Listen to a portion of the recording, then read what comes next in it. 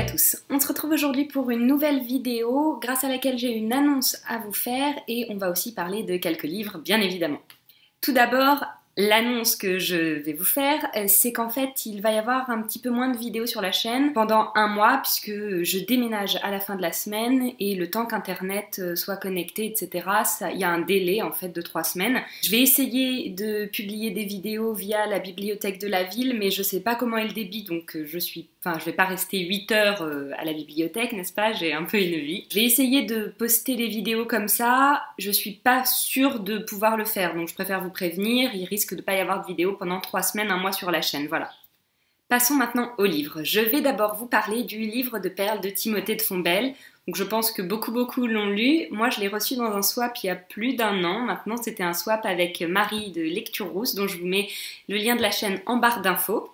Le livre de perles, c'est l'histoire de Joshua Perle qui est coincé dans notre monde à la recherche de son grand amour. Vous savez que je suis pas très expansive dans mes résumés parce que je pense que tous les livres doivent vraiment se découvrir et moins on en sait à l'avance, mieux c'est à mon avis. C'est un livre qui m'a complètement transportée, qui est proche du coup de cœur. Timothée de Fontbelle a vraiment une écriture très ronde qui lui est très particulière et qui est une écriture très douce et très agréable à lire. En plus de ça, il y a quand même quelques actions intéressantes dans l'histoire, donc on se laisse vite happer par le roman. C'est un roman dans lequel il y a à la fois de la magie, du mystère, un soupçon de conte de fées, de l'amour, de l'aventure, enfin, vous voyez tous les ingrédients pour faire un beau roman. Ici, c'est un beau roman jeunesse, un roman jeunesse qui ne prend pas le lecteur pour un imbécile, parce que c'est vrai que parfois dans les romans jeunesse, on prend vraiment le jeune lecteur pour un idiot qui n'est pas capable de lire entre les lignes ou de démêler une intrigue. Là, c'est pas du tout le cas. Et d'ailleurs, la fin est à interpréter par le lecteur.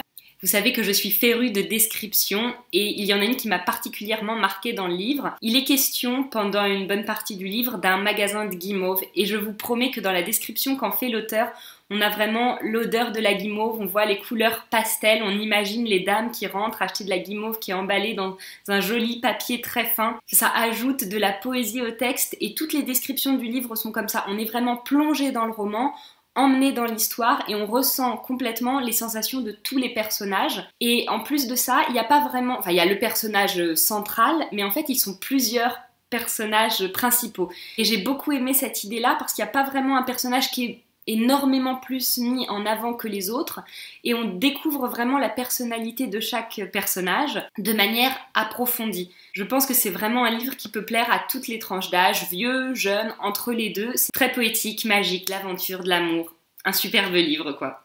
Je vais maintenant vous parler du livre du moment, enfin depuis qu'il est sorti en anglais. Je parle bien sûr d'Harry Potter et l'Enfant Maudit. Je l'ai lu en anglais à sa sortie, j'ai fait un article sur le blog, mais c'est vrai que j'avais pas encore pris le temps d'en parler en vidéo.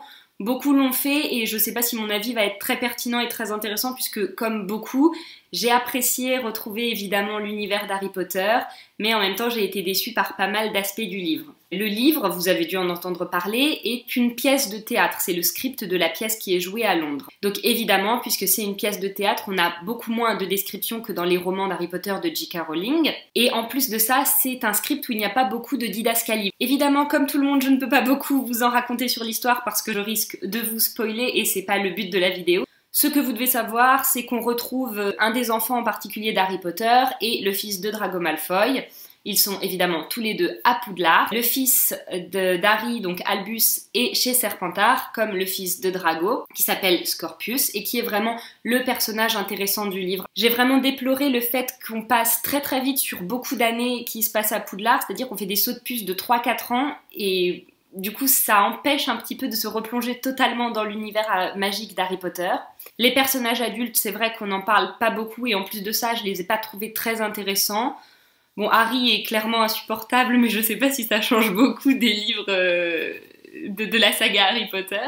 Ron est là un petit peu en toile de fond, il fait 2-3 blagues, mais on le voit pas tellement. Hermione, pareil, on la voit pas beaucoup. Ça m'a vraiment déçue. Et puis je sais pas, ils ont perdu de leur charme et de leur fougue. Pour ce qui est des enfants, j'ai été déçue de ne pas connaître plus tous les enfants. En fait, on se fixe vraiment que sur 2 enfants. En même temps, ça se comprend puisque c'est une pièce de théâtre et voilà, ça peut pas durer 50 ans. Mais je trouve que du coup, c'est une histoire qui pourrait être développée en roman et franchement, si on reprend l'histoire et qu'on rentre bien dans les détails, etc., il y a de quoi faire facile 3-4 tomes. Donc ça, c'est les points qui m'ont déçue. Bon, l'intrigue, Je sais même pas si je dois vous en parler, on sait dès le début comment ça va finir. Enfin, il y a beaucoup de moments un peu niais, cucul-apraloche, voilà. Le problème, c'est que donc ça va très très vite, j'ai trouvé les personnages assez plats, à part Scorpius, qui est vraiment intéressant. Si j'avais pas adoré comme ça la saga Harry Potter, je me serais dit, mais ce livre, qu'est-ce que c'est quoi? Voilà, je vois pas l'intérêt. Mais étant une fan d'Harry Potter, ça m'a fait énormément plaisir de lire cette histoire parce que tout d'un coup, c'était le livre quoi qu'on attendait, vous voyez, c'est le petit plus. Et j'ai quand même passé un très bon moment à le lire, je l'ai lu en une soirée ou deux, enfin voilà, ça se lit très vite. Là, c'est pas du tout objectif comme avis puisque l'avis littéraire, franchement, de critique littéraire sur le texte, on va pas se le cacher, c'est pas extra ouf quoi. C'est vraiment moyen bof. Mais de se replonger dans l'univers d'Harry Potter, ça a vraiment été un très grand bonheur. Et enfin, je vous parle très rapidement de 1Q84 de Murakami. J'en ai déjà fait une vidéo lecture en cours, c'est-à-dire que durant ma lecture, je m'arrête à plusieurs moments pour vous en parler, donc je vous mets le lien de cette vidéo en barre d'infos. Pour faire très vite, c'est un livre que j'ai beaucoup aimé, on est entre l'année 1984 et l'année 1Q84, qui est en fait l'année 1984 mais avec des différences. Tengo et Aomame, les deux personnages principaux, sont liés par une sorte de pacte secret et il se passe énormément de choses, il y a pas mal de personnages qui gravitent autour d'Aomame et Tengo dans cette histoire. Les personnages sont tous ou presque très attachants et très intéressants, même s'ils ont des personnalités complètement exacerbées. C'est pas facile en gros de s'identifier à eux, mais ils ont quelque chose de très attachant à peu près tous. Et on se rend compte que dans la vie qui paraît très ordonnée des personnages, en fait c'est château branlant, rien ne tient vraiment bien et tout peut s'effondrer extrêmement rapidement. C'est vraiment un livre qui est très bien écrit, c'est le premier livre que j'avais découvert de Murakami, j'ai vraiment adoré et j'ai hâte de lire la suite.